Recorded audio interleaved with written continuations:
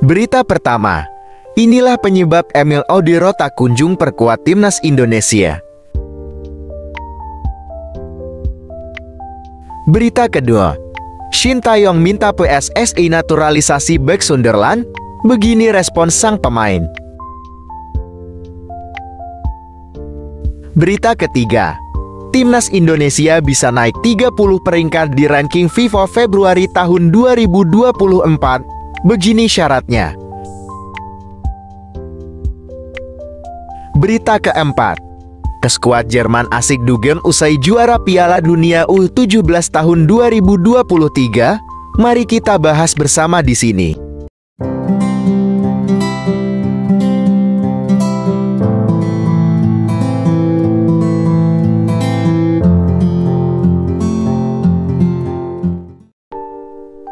Berita pertama, inilah penyebab Emil Audero tak kunjung perkuat timnas Indonesia. Mantan anggota Exco PSSI, Hassani Abdul Ghani mengungkapkan penyebab utama Emil Audero tak kunjung memperkuat timnas Indonesia. Menurut pernyataan Hassani, sejauh ini Emil Audero tak tertarik bermain untuk Garuda karena faktor masih percaya bisa membela timnas Italia. Seperti yang diketahui, Emil Audero pernah dipanggil timnas Italia kelompok umur U15 sampai U21. Hanya saja, Emil belum pernah mendapatkan panggilan ke timnas Italia senior. Diketahui alasan itulah yang membuat Imin belum mau membela timnas Indonesia. Sebab menurut pernyataan Hassani Abdul Ghani, Emil Audero masih penasaran membela timnas senior Italia. Adapun itulah yang menjadi alasan Emin tidak mau dinaturalisasi menjadi warga negara Indonesia. Lantas bagaimana menurut kalian? Coba beri komentar kalian ya. Berita kedua, Shin Tae-yong minta PSSI naturalisasi bek Sunderland, begini respons sang pemain. Anggota Komdis PSSI, Hassani Abdul Ghani, mengatakan bahwa pelatih timnas Indonesia Shin Tae-yong sempat memintanya untuk mendekati bek Sunderland, Jenson Sekalt. Shin Tae-yong meminta Hassani Abdul Ghani untuk membujuk Jenson Sekalt agar mau memperkuat timnas Indonesia. Namun Jenson Sekalt yang saat didekati pada tahun 2022 menolak tawaran tersebut karena belum siap membela timnas Indonesia. Jenson Sekalt didekati berbarengan dengan Justin Hubner dan Ivar Jenner, dua pemain yang juga memiliki darah Belanda.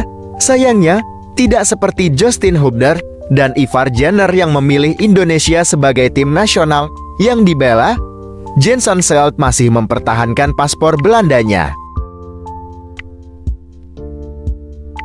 Berita ketiga, timnas Indonesia bisa naik 30 peringkat di ranking FIFA Februari tahun 2024. Begini syaratnya. Kenaikan peringkat itu bisa berdampak dari penampilan skuad Garuda di ajang Piala Asia tahun 2023. Pasukan Shin Tae-yong bakal bersaing di fase grup bersama Jepang, Irak, dan Vietnam. Kesempatan bertemu melawan tim raksasa membuat timnas Indonesia bakal panen poin jika mampu mengalahkan Jepang, Irak, ataupun Vietnam. Bahkan ada kalkulasi tak terduga di mana ranking timnas Indonesia bisa naik 30 tingkat jika mampu mengalahkan 3 negara tersebut. Lantas bagaimana menurut kalian? Apakah timnas Indonesia bisa mengalahkan 3 negara itu, Jepang, Irak, dan Vietnam? Semoga timnas Indonesia meraih hasil yang terbaik. Berita keempat, skuad Jerman asik dugem usai juara Piala Dunia U17 tahun 2023. Mari kita bahas bersama di sini. Skuad Jerman asik dugem usai menjadi juara Piala Dunia U17 di kawasan Solo. Namun, tidak semua pemain Jerman menenggak minuman beralkohol. Sebagian besar hanya menerima ajakan pengunjung untuk berfoto. Jerman pada partai puncak Piala Dunia U17 2023 ini sukses menaklukkan Prancis melalui drama adu penalti dengan skor akhir 4-3 di Stadion Manahan, Solo, usai ditemui selesai pertandingan. Haris Bronner mengaku senang bisa mempersembahkan gelar juara. Saya merasa baik-baik saja. Saya sangat senang memenangi Piala Dunia. ucap Paris Brunner saat ditemui selesai pertandingan. Bagi Paris Brunner, Jerman pantas menyandang status kampiun Piala Dunia U17 tahun 2023. Menurut Paris Brunner, Jerman mempunyai mental juara.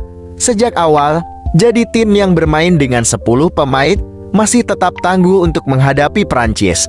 Tutur Paris Brunner, mentalitas kami sangat bagus. Kami ingin memenanginya dan kami berhasil, tutupnya. Berita kelima, jelang TC Timnas Indonesia. Ada kabar baik dari Rafael Struijk bersama klub ADO Den Haag. Winger Timnas Indonesia, Rafael Struijk, mencetak 2 gol bagi ADO Den Haag U21. Struijk dipanggil untuk menjalani laga pekan ke-13 kompetisi Liga Belanda U21. Pada laga ini, winger skuad Garuda tersebut tampil sejak menit pertama. Bahkan, 2 gol sukses dia ciptakan di pertandingan ini. Meski sukses memberikan kontribusi kepada timnya, laga tersebut belum berpihak pada Rafael Struijk dan kolega. Dengan penampilannya yang memukau, Struijk berpeluang kembali mendapatkan panggilan ke tim senior. Di sisi lain, performa apik Struijk tentu jadi kabar baik bagi Timnas Indonesia. Pasalnya, skuad Garuda akan menjalani pemusatan latihan pada 20 Desember hingga 6 Januari tahun 2024. TC ini sebagai persiapan jelang Piala Asia tahun 2023 mendatang.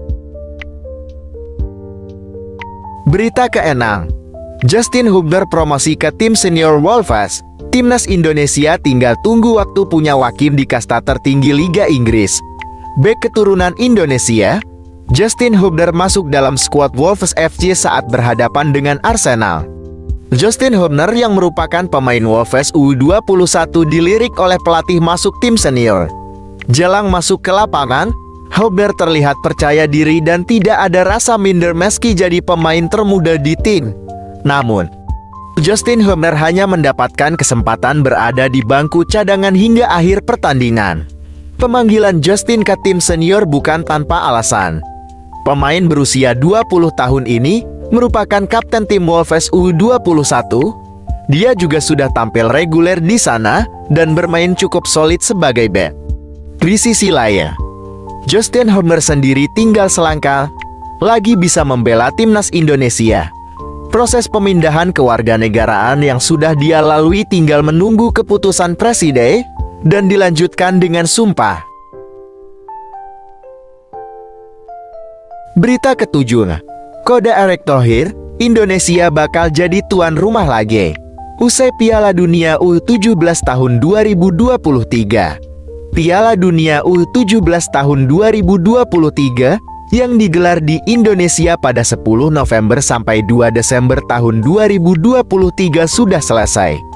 PSSI mengaku puas Piala Dunia U17 tahun 2023 yang digelar di Indonesia bisa berjalan dengan lancar tanpa masalah.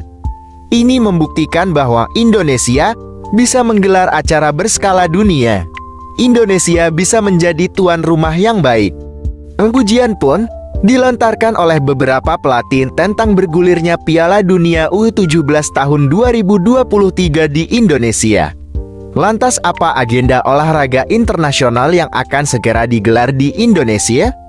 Ketua Umum PSSI, Erick Thohir, meminta publik untuk bersabar terkait event selanjutnya yang akan digelar di Indonesia, terutama sepak bola. Bismillah, tunggu tanggal mainnya saja, kata Erick Thohir.